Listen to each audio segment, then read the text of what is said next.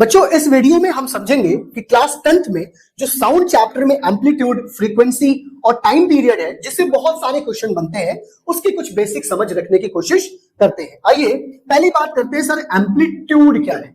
तो बच्चों एम्पलीट्यूड क्या है कि जो पार्टिकल, सपोज करो ये एक, ठीक है, एक मेन पॉइंट है।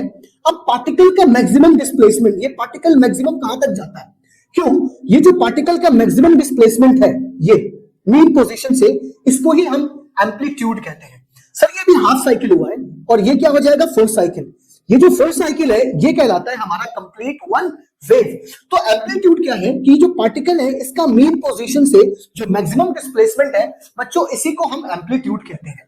तो डेफिनेशन आपके सामने लिखी हुई है। सर ये जो एम्पलीट्यूड है ना, इसी पर डिटरमाइन करता है हमारा लाउडनेस। ये एम्पलीट्यूड जितना ज्यादा होगा, लाउडनेस उतनी ज्यादा होगी। उसके बाद आता है बच्चों फ्रीक्वेंसी। ये फ्रीक्वेंसी क्या है, फ्रीक्वेंसी है नंबर ऑफ ऑसिलेशन। ऑसिलेशन का मतलब हो गया कि एक वेव, ये half cycle and this is a full cycle, तो number of wave passing in 1 second, एक सेकंड में कितने वेव बन रहे हैं।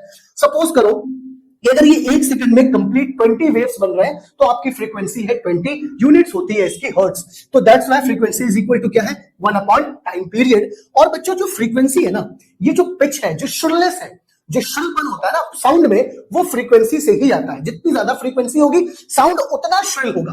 And sir what is time period, time period का मतलब क्लियर है सर कि एक वेव, एक कंप्लीट ऑसिलेशन बनने में, वन वेव का मतलब यही हो गया ना सर, ये हमारा वन वेव हो गया, दिस इज वन वेव। तो इस एक वेव को बनने में कितना टाइम लग रहा है, that is called time period. बच्चों ऐसे ही टॉपिक्स को समझ के हम अपने 10th क्लास को इजी बना सकते हैं।